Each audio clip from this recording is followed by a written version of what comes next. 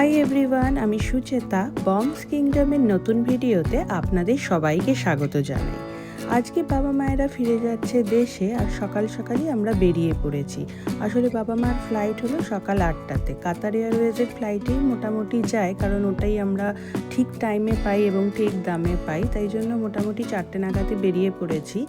International ফ্লাইটে আসলে 3 ঘন্টা আগে গেলে সব চেকিং ফেকিং করে সুবিধাই হয়। লন্ডন থেকে কলকাতার কোনো ডাইরেক্ট ফ্লাইট না থাকায় একটা লেওভার কোথাও নিতেই হয়। সেটা যদি এয়ার ইন্ডিয়া হয় তাহলে দিল্লি বা মুম্বাইতে, আর যদি কাতার হয় বা এমিরেটস হয় তাহলে দুবাই বা দোহাতে। তবে বাবা মায়েদের জন্য অ্যাসিস্ট্যান্ট বুক করে নেওয়া যায় এবং সেটা এয়ারলাইন্স থেকে ফ্রিতেই দেয়। কাতার এয়ারওয়েজে অ্যাপেই করা যায়, আর এমিরেটসে যদি বুক করতে হয় তাহলে সেটা ওদের কাস্টমার কেয়ারে ফোন করে করতে হয়। জেনারেলি ওরা তাহলে সাপোর্ট দেয়, যখন ট্রানজিট থাকে তাহলে হুইল চেয়ারে নিয়ে যায় বা পুরো গাইড করে নিয়ে যায়। কারণ দোহাই বলুন বা দুবাই বলুন, এয়ারপোর্টগুলো যথেষ্ট বড়, আর বাবা মায়েদের পক্ষে একটু ডিফিকাল্ট খুঁজে বের করা। আমরা এখন লাগেজগুলো সেট করে নিচ্ছি, এবার বেরিয়ে পড়বো। হ্যাঁ, যেটা বলছিলাম, অ্যাসিস্ট্যান্ট বুকে যেহেতু কোনো চার্জ লাগে না, সেই জন্য মোটামুটি সবাই বুক করে নিতে পারে। আর এমিরেটস বা দোহার আমাদের যা এক্সপিরিয়েন্স হয়েছে তাতে অ্যাসিস্ট্যান্ট মোটামুটি ভালোই পাওয়া যায়। অনেক সময় শুধু ট্রানজিটের সময় প্রোভাইড করে, আর অনেক সময় এয়ারক্রাফটের ডোর থেকেও প্রোভাইড করে।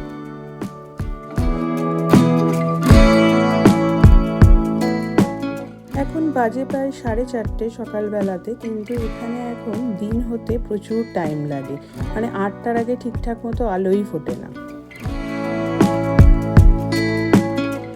দেখতে আমরা হিথ্রো এয়ারপোর্টে পৌঁছেও গেলাম। দমদম এয়ারপোর্টের থেকে হিথ্রো এয়ারপোর্টের একটা বড় ডিফারেন্স হলো, হিথ্রো এয়ারপোর্টে আমরা বাবা মাকে অনেক দূর অবধি ছেড়ে দিয়ে আসতে পারি। দমদম এয়ারপোর্টে যেমন কাউর ঢোকা অ্যালাউ নয়, হিথ্রো এয়ারপোর্টে কিন্তু ওরা অনেকটা অবধি ঢুকতে অ্যালাউ করে। প্রথমে আমরা লিফটে করে গিয়ে এয়ারপোর্টে ঢুকি, তারপরে ব্যাগেজগুলোকে ড্রপ করি, একদম ইমিগ্রেশনের আগে অবধি ওরা অ্যালাউ করে। তাতে বাবা মায়েদের একটা সুবিধা হয় যে বোর্ডিং পাস নেওয়া বা লাগেজ সেগুলো ক্যারি করতে হয় না।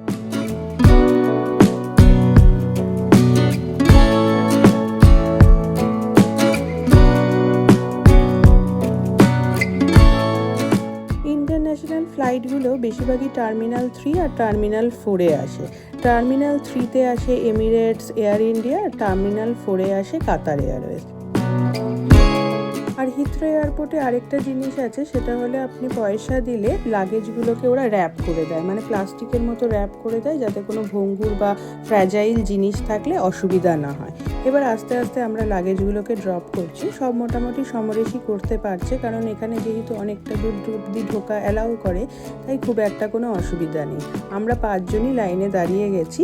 এবার লাগেজগুলো দেওয়ার পরে অ্যাসিস্ট্যান্টের ওখানে লাইন দেবো, তারপরে অ্যাসিস্ট্যান্ট হুইল চেয়ারে করে নিয়ে যাবে। অ্যাসিস্ট্যান্টের ওখানেও ভালোই লাইন থাকে, কারণ এখানে যেহেতু অনেকই বয়স্ক মানুষ আসে আর এই শীতের সময় ফিরে যায়, তাই জন্য অ্যাসিস্ট্যান্টের ওখানেও চাপ থাকে।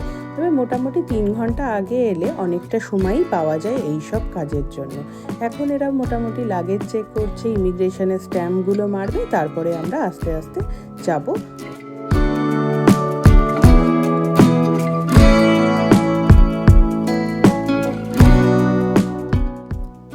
লাগেজ মোটামুটি অ্যালাওয়েন্সের মধ্যেই হয়ে গেছে, মানে 25 কেজি 25 কেজি আর 7 কেজি 7 কেজি 64 কেজির মধ্যে হয়ে গেছে। অনেক সময় 50 কেজির মধ্যে না হলে যদি হ্যান্ড লাগেজে কিছু অ্যালাওয়েন্স থাকে তাহলে ওটা অ্যাডজাস্ট করে দেয়, কিন্তু এটা কিছুটা ম্যান টু ম্যান ভ্যারি করে। তবে অনলাইন যদি এক্সট্রা লাগেজ বুক করা যায়, জেনারেলি কাতারের দেখেছি কেজি প্রতি মোটামুটি ওই 1100-1200 টাকা করে পড়ে, কিন্তু এয়ারলাইন্সের এখানে এসে মানে যখন আপনি যাচ্ছেন তখন যদি আপনি এক্সট্রা বুক করেন সেটা করতে অনেক পয়সা পড়ে। আমি যখন এসেছিলাম, আমি এক্সট্রা লাগেজ বুক করা সত্ত্বেও আমার কিছু এক্সেস লাগেজ হয়েছিল, সেগুলো প্রায় আমাকে 4000 টাকা পার কেজিতে পে করতে হয়েছিল। আর এখানটা হলো হুইল চেয়ার অ্যাসিস্ট্যান্সের জায়গা।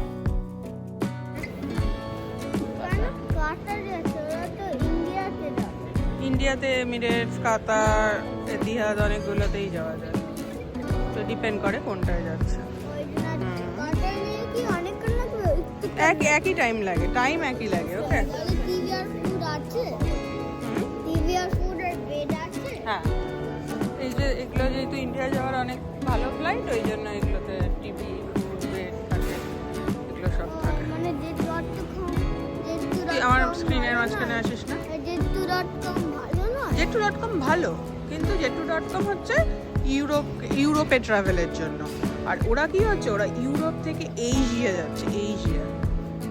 আমরা যখন দেশে গেছিলাম তখন এমিরেটসে গেছিলাম। এমিরেটসের ফ্লাইটগুলো শ্রেয়াঙ্কের খুব পছন্দ হয়েছে, যে টিভি স্ক্রিন আছে, বারবার এসে কি বিভিন্ন ধরনের মিল আর স্ন্যাক্স দিয়ে যাচ্ছে। তাই ও জিজ্ঞেস করছে আমরা যখন ইউরোপের মধ্যে লোকাল ট্রাভেল করি, মানে 1 ঘন্টা 2 ঘন্টার ফ্লাইট থাকে, তাহলে ওই ফ্লাইটে কেন অত কিছু ফেসিলিটিস থাকে না।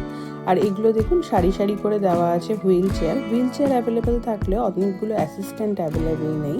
তাই মায়েরা গেছে লাইনে দাঁড়িয়ে হুইল চেয়ার অ্যাসিস্ট্যান্টের জন্য ওয়েট করছে।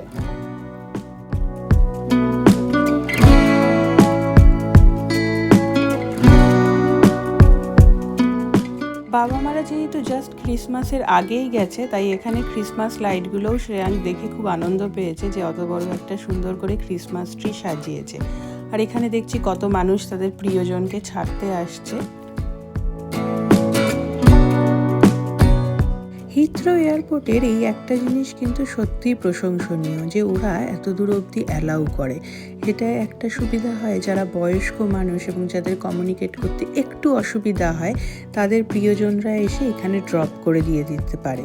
কারণ ব্যাগেজ ড্রপটা কিন্তু একটা বড় জিনিস। হঠাৎ করে যদি অ্যালাওয়েন্স বেড়ে যায় তাহলে কিভাবে অ্যাডজাস্ট করবে, বা কিছু জিনিস যদি ফেরত নিয়ে যেতে হয়, সেই ব্যাপারগুলো কিন্তু করে নেওয়া যায়। এই অ্যাসিস্ট্যান্ট চলে এসছে, এবার বাবা অ্যাসিস্ট্যান্ট ছাড়াই যাচ্ছে, পিছনে হেঁটে মাকে অ্যাসিস্ট্যান্টের সাথে নিয়ে যাবে।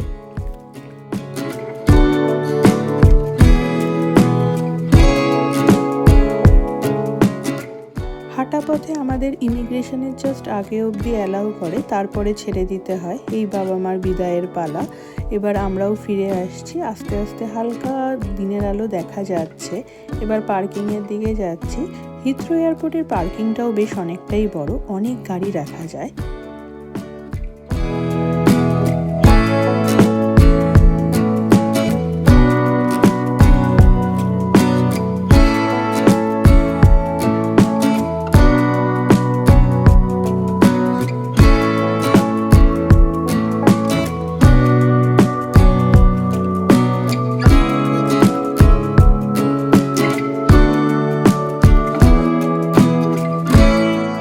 কয়েকটা মাস কিন্তু খুব সুন্দর দেখতে দেখতে কেটে গেল, বোঝাই গেল না 5 মাস কীভাবে চলে গেল।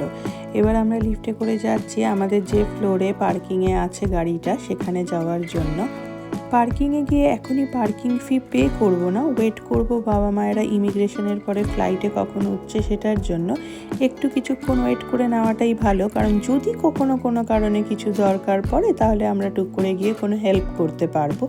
যদিও বাবা মায়েরা এই নিয়ে বেশ কয়েকবার এসছে, তাই জন্য অভ্যস্ত। আর এখানে সত্যি কথা বলতে সিস্টেমও খুব ভালো, তাই খুব একটা অসুবিধা হয় না। বাবা মায়েরা উঠে পড়েছে এটা জানার পরে আমরাও রওনা দিলাম বাড়ির উদ্দেশ্যে।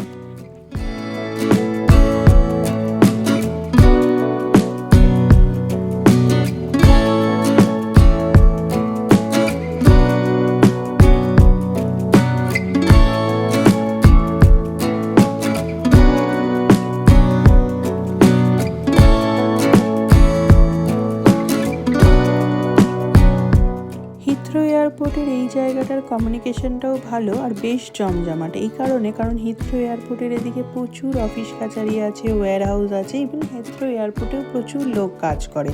তাই জন্য আপনি যদি 3:30-র সময়ও সকালবেলা বেরোন, হিথ্রো এয়ারপোর্টের বাসগুলো বা ইভেন গাড়িগুলোতে সবসময় মোটামুটি ভিড় পাবেন এবং জনবহুলই দেখতে পারবেন।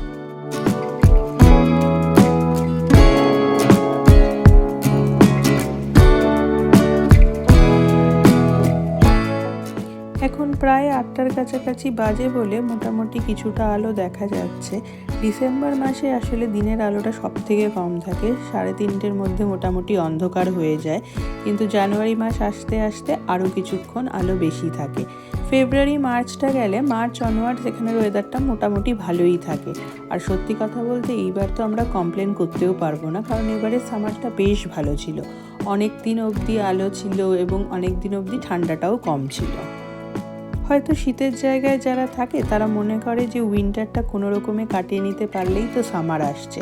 আর সামারে প্রায় 9:30 পৌনে 10টা অবধি আলো থাকে।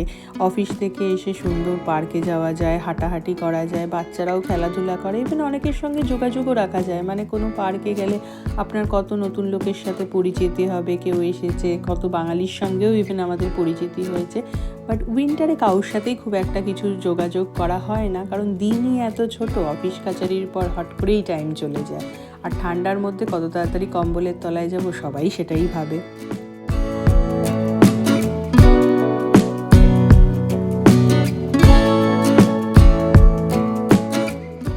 আজকে উইকডেজ হলেও আমরা দুজনেই ছুটি নিয়ে রেখেছি। শ্রেয়াঙ্কের যদিও স্কুল আছে, তবে আজকে ইচ্ছা নেই পাঠানোর, কারণ ও তো সকালবেলা 3:30 পৌনে 4টায় উঠেছে, ঘুম হয়নি, তাই বাড়ি গিয়ে সবারই একটু রেস্টের দরকার। চলুন তাহলে আজকের ভিডিওটা এখানেই শেষ করছি। আবার নতুন কোনো অভিজ্ঞতার সাথে নিয়ে আসবো নতুন কোনো ভিডিও।